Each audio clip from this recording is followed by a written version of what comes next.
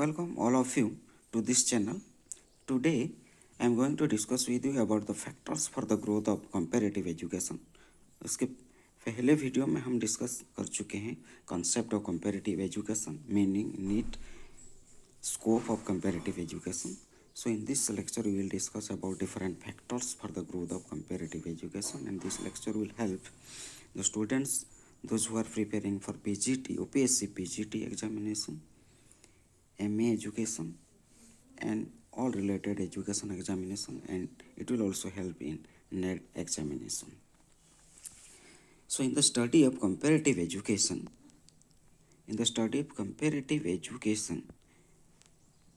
we should study the factors which make the education of a country national. So बहुत सारे factors हैं जो कि एक country के education system को उसी country का special बनाते हैं. So these are some factors which we will discuss here one by one. These factors may be geographical factor, economic factor, social, cultural, historical, religious, political, language and technological. So we will discuss these factors one by one. First we will discuss the geographical factor. How geographical factor make the education system of a country unique and special and different from other countries. The geographical position has its inevitable impact on the culture. Geographical position of a country, it makes the culture of a country different, special. Culture, civilization and education system of a nation greatly affected by geographical position of that country. The various countries of the world have different geographical positions. Therefore, their modes of living, civilization, culture, social institution, educational system are also different. Geographical position different होने के वजह से वहाँ का जो living style है लोगों के, वहाँ का जो सिविलाइजेशन है, culture, social institution and educational system वो भी डिफर करता है. Take for example, the climate of a cold country is different from that of a tropical one. Therefore, ways of living and social organization of the two types of countries are not the same. So their educational organization also greatly affected by geographical factors. So in comparative education, when we compare the education system of a country with other country, we must give importance to the geographical factor. Next we will discuss how economic factor varies from one country to another and how it impacts on educational system, structure of education, belief system of a country. The educational system of a country is closely related with its economic condition. So एक country का जो education system है वो closely economic condition of that country के ऊपर निर्भर है. Economic condition जैसा होगा, थिंकिंग भी ऐसा होगा, एजुकेशन सिस्टम भी ऐसे डेवलप करेगा. The aim of and curriculum of education are framed according to the economic condition of the land. Economic condition एक कंट्री का, एक स्टेट का जैसा होगा उसी तरह से एजुकेशन का जो एम और करिकुलम वो भी प्रिपेयर किया जाएगा. The belief about the economic system as adhered to by countries inculcated in the citizen. So किसी भी कंट्री के जो सिटीजन हैं उनको क्या बिलीफ सिस्टम डेवलप किया जाता है कि हमारे कंट्री का इकोनॉमिक सिस्टम ये है, इनको समझना चाहिए, उसी के हिसाब से हमें खुद को प्रिपेयर करना चाहिए. इस प्रकार का जो बिलीफ सिस्टम है ये डेवलप किया जाता है सिटीजन के माइंड में. For example, under the socialistic economic system the state is the owner of all property. यहाँ पे हम एक एग्जाम्पल ले सकते हैं, एक एग्जाम्पल के तौर पे कि सोशलिस्टिक इकोनॉमिक सिस्टम जिन कंट्री में है वहाँ पे क्या माइंड पे डेवलप करते हैं एजुकेशन के मदद से कि state is the owner of all property. जो स्टेट है, स्टेट ही है, हमारे कंट्री के जितने भी प्रॉपर्टी हैं उसका मालिक है स्टेट. ये बिलीफ सिस्टम डेवलप किया जाता है. Therefore, at the very primary stage of education, children are given the impression that all property belongs to the state and each individual has to protect it. So primary stage से ही बच्चों के mind पे ये बैठा दिया जाता है कि हमारा जो भी प्रॉपर्टी है वो स्टेट का ही है और हमारा ये जिम्मेदारी है कि जितने भी प्रॉपर्टी हैं स्टेट प्रॉपर्टी हमारे कंट्री के जितने भी प्रॉपर्टी हैं उन्हें हम प्रोटेक्ट करें. So in the education system also from primary stage it is try to put the impression in the mind of the children that all the property belongs to state and we have the responsibility to protect them. But in the democratic countries like USA and India, the situation is quite different. India और USA जैसे democratic country में situation कुछ अलग है. यहाँ पे क्या किया जाता है, in this two countries the individual property is recognised. यहाँ पे जो भी प्रॉपर्टी हैं वो बोला जाता है कि maximum most of the properties belongs to the individual and state has the responsibility to protect them. हमारे यहाँ डेमोक्रेटिक कंट्री में क्या है, जितने भी प्रॉपर्टी हैं वो इंडिविजुअल के ही हैं, व्यक्ति के ही हैं, डिफरेंट इंडिविजुअल के नाम पे ही हैं और यहाँ पे प्रोटेक्शन दिया जाता है उन प्रॉपर्टियों को. Therefore in the development of the educational system full attention is paid to the rights of the individual. यहाँ पे व्यक्ति के प्रोटेक्शन को ज़्यादा इम्पोर्टेंस दिया जाता है.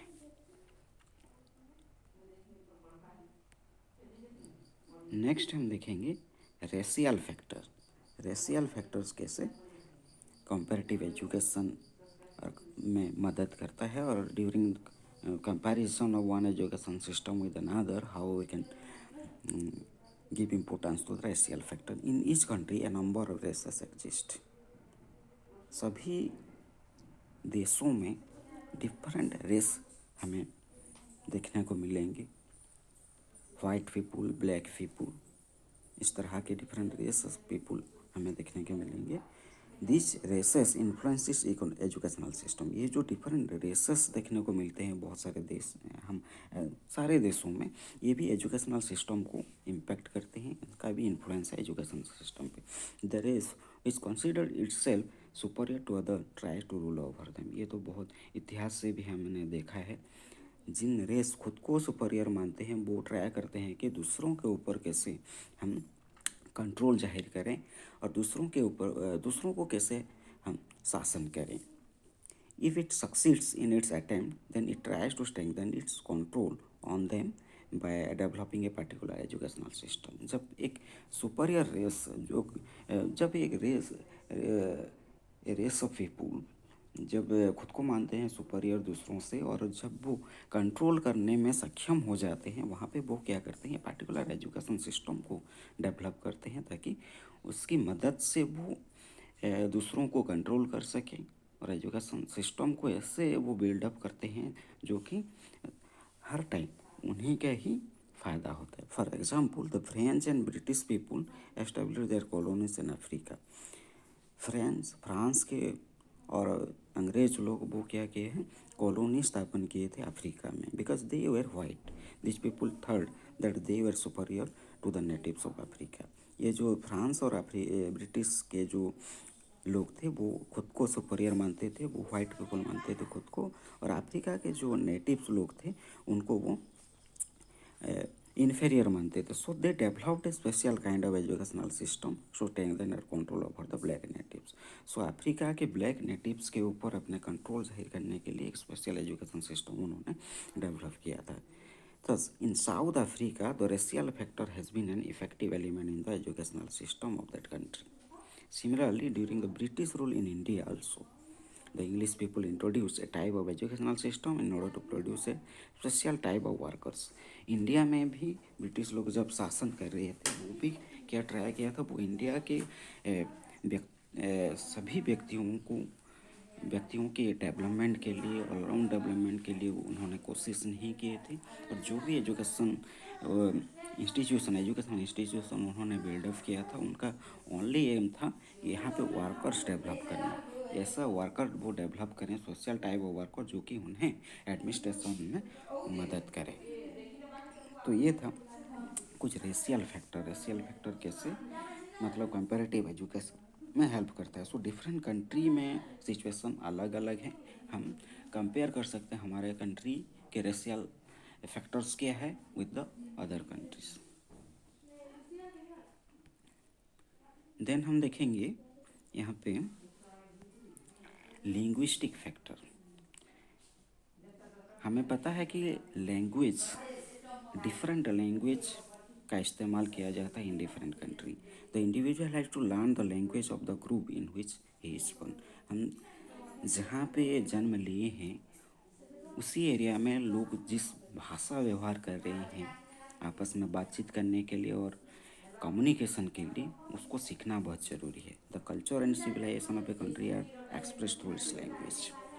भाषा के माध्यम से हमारा जो संस्कृति है, सभ्यता है, वो एक्सप्रेस होता है लैंग्वेज के माध्यम से। All the there are other feature as well which unmistakably point to its culture and civilisation.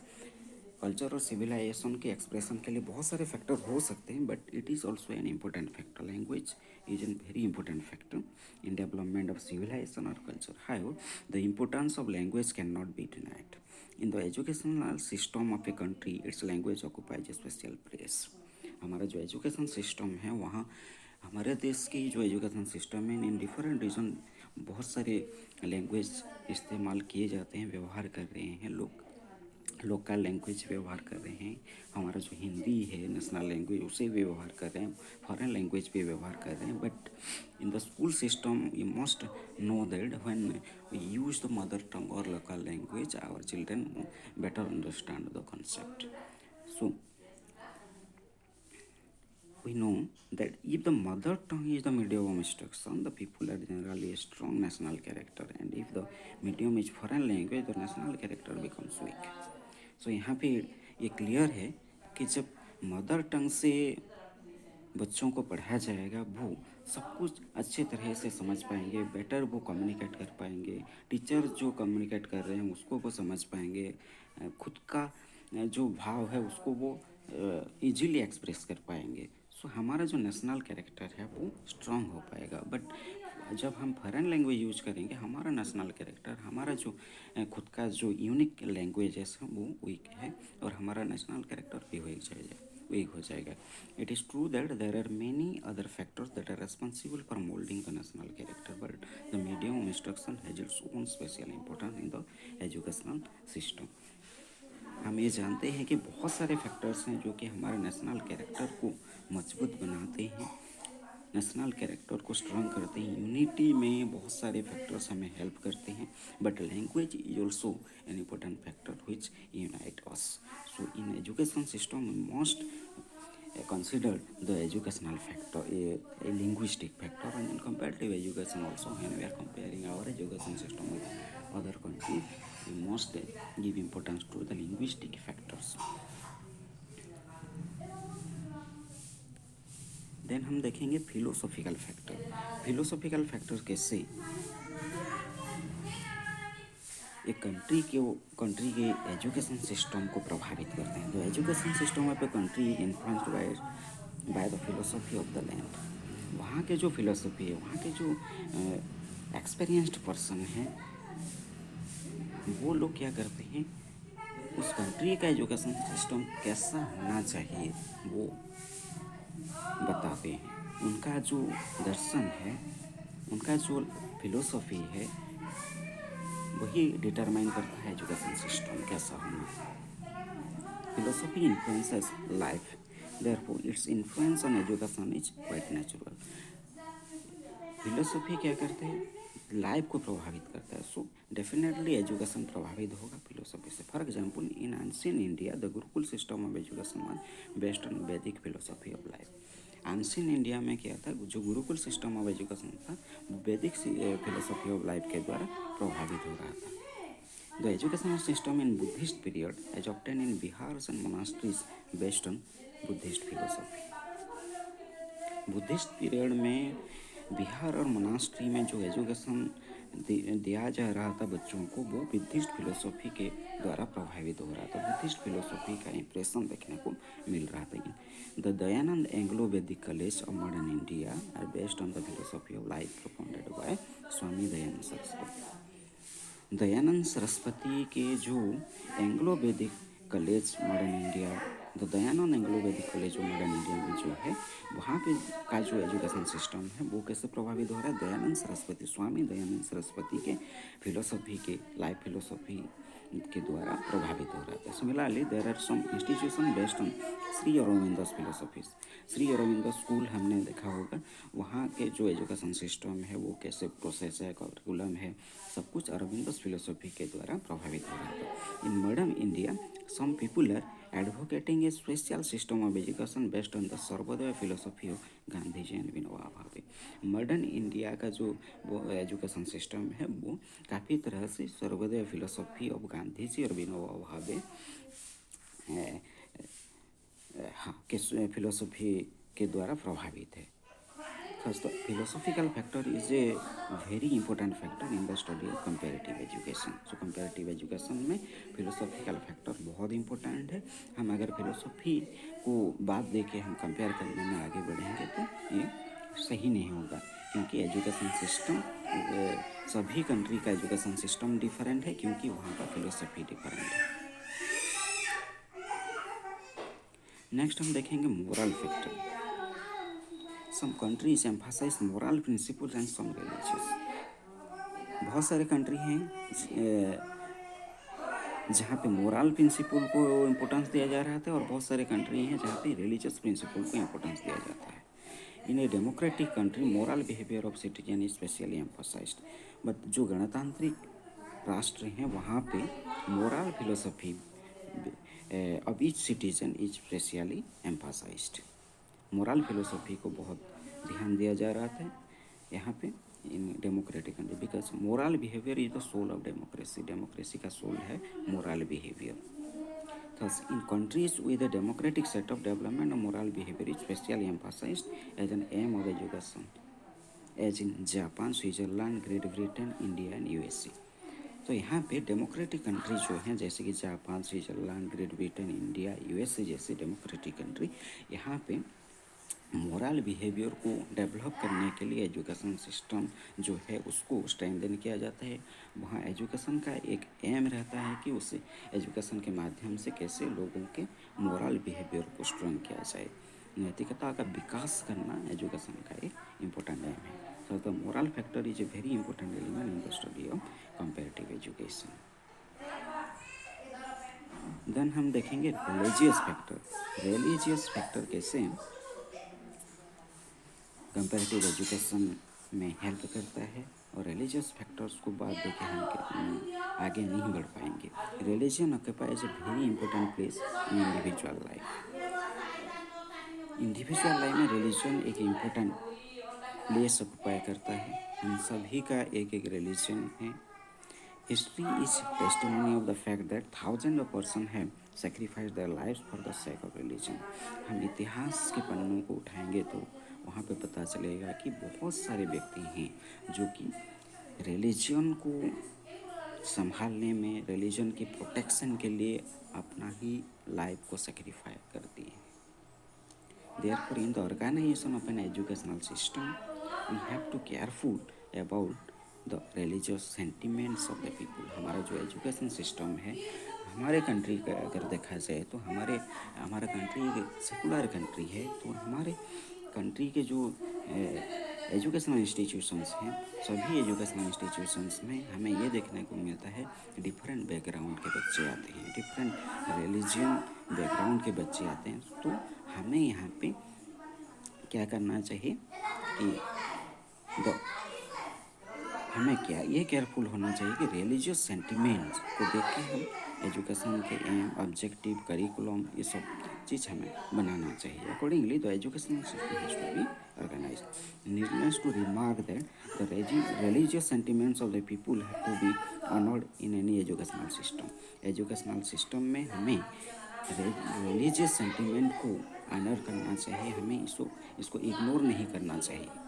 The religious factor cannot be ignored in the study of comparative education. Indeed, a comparative discussion of how different religious loyalties have given birth to various educational systems in different countries of the world will be very interesting. यहाँ पे और एक interesting बात ये है कि religious loyalty के वजह से बहुत सारे एजुकेशनल इंस्टीट्यूशन अतीत में डेवलप हुए थे।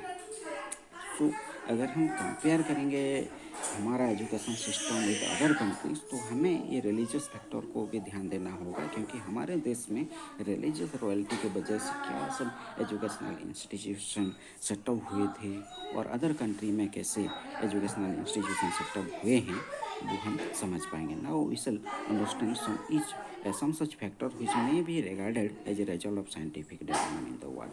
अभी हम कुछ सम फैक्टर को देखेंगे जो कि साइंटिफिक डेवलपमेंट के रिजल्ट से ही डेवलप हुए हैं, जैसे कि humanism, socialism, nationalism and democracy.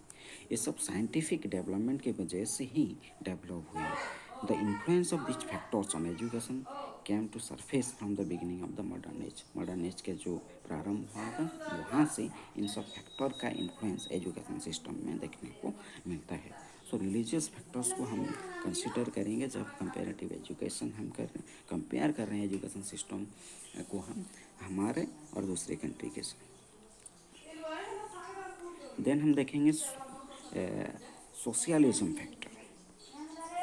Then देखेंगे socialism factor. The impact of socialism may be sensed in the various aspects of our life today. Plato's idea had the seeds of socialism। ये जो socialism है, समाजवाद जो है, ये कैसे कहाँ से डेवलप हुआ था? प्लाटो का जो आइडिया है, प्लाटो के आइडिया से ही सोशलिज्म डेवलप हुआ था। ही advocated the state control of rearing and bringing of the children. वो क्या बोले थे कि देश का ही कंट्रोल रहेगा, बच्चे जो हैं बच्चों के विकास में स्टेट का 100% कंट्रोल है, ये बोले थे उन्होंने।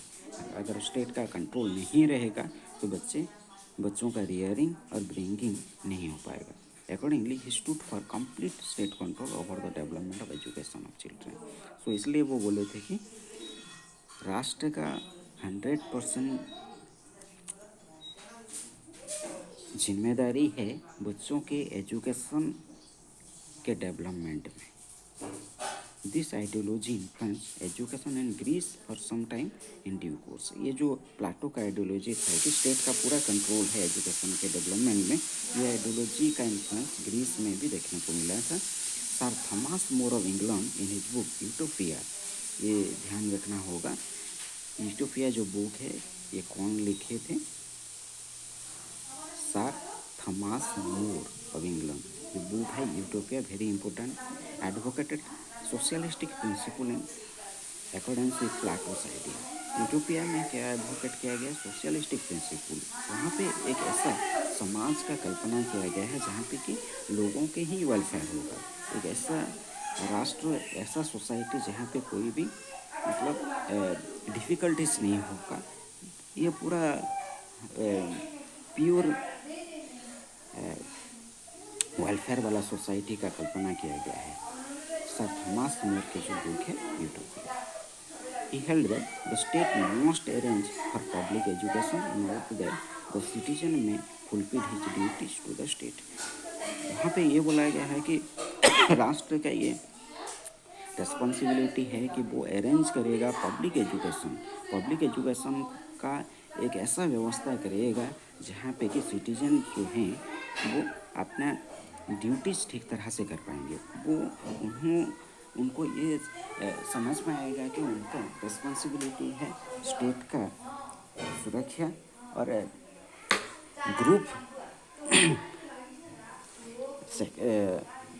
ग्रुप डेवलपमेंट में, मतलब कम्युनिटी के डेवलपमेंट के लिए वो काम कर पाएंगे।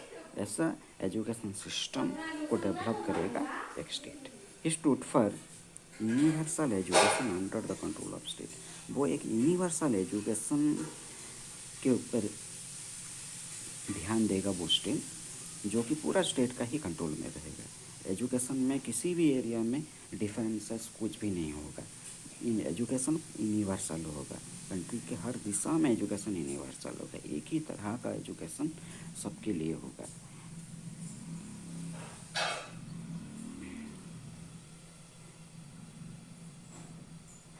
Conduct stood for equal opportunity of education for all children. According to socialism, the purpose of education is to develop the means of production for the welfare of the state.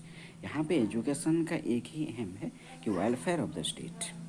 जो भी होगा education के माध्यम से ऐसे citizen prepare किया जाएगा जिनका कि एम होगा वेलफेयर ऑफ द स्टेट। वो समाज के कल्याण के लिए ही काम करेंगे, जो भी प्रोडक्शन होगा समाज के हित के लिए ही होगा।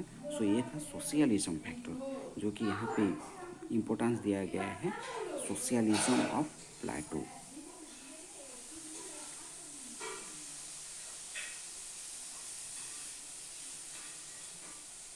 देन हम देखेंगे humanism factor. Humanism factor towards the close of middle ages humanistic ideas were spread in Europe with a view to make men free of blind superstitions and to base his life on scientific ways। यहाँ पे Europe में humanism देखने को मिला था towards the close of middle ages, लोगों को blind superstition से मुक्त करने के लिए और वैज्ञानिक मनोभाव का विकास करने के लिए ह्यूमनिज्म देखने को मिला था। This spirit ultimately wanted to give full scope for the development of an individual. ये जो स्पिरिट है ह्यूमनिज्म का, ये क्या कोशिश करता है, व्यक्ति के सर्वांगीण विकास के लिए कोशिश करता है। Humanism keeps human welfare as its prime aim. Humanism का प्राइम एम क्या है? Human welfare.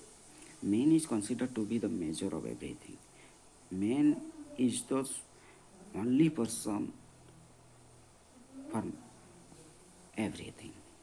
Man is the creator of everything. New methods of teaching were devised in Germany because of the influence of humanism. तो humanism के influence के कारण Germany में जो education system था वो प्रभावित हुआ था और वहाँ पे मेथड ऑफ टीचिंग चेंज हो गया था। वो ह्यूमनिज्म पर्सपेक्टिव के ऊपर आधारित हुआ था। England felt its impact in the form of changes in the curriculum. England में भी करिकुलम में चेंज आया था। In various countries solve of subjects as geography, mathematics and science began to be taught in such a way as to make them useful in practical affairs of life. Practically जो useful होंगे, हमारे practical life में जो useful होंगे, practically हम जो कर पाएंगे, उसके लिए प्रैक्टिकली हमें स्ट्रेंथ करने के लिए ज्योग्राफी, मैथमेटिक्स, साइंस जो सब्जेक्ट हैं वो इंक्लूड हुए थे करिकुलम में।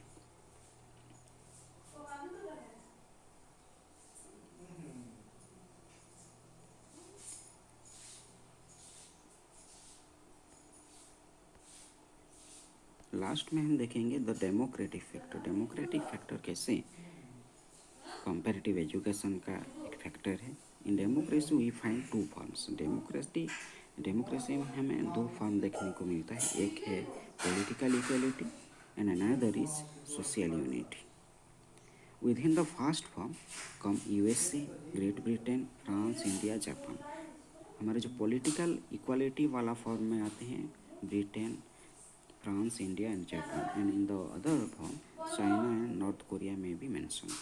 चाइना एंड नॉर्थ कोरिया में सोशल यूनिटी वाला फॉर्म देखने को मिलता है। Because of this particular kind of democratic ideologies each country has nurtured a special type of education. हमें ये पता चला यहाँ की कि पर्टिकुलर टाइप ऑफ आइडियोलॉजी है डेमोक्रेटिक आइडियोलॉजी।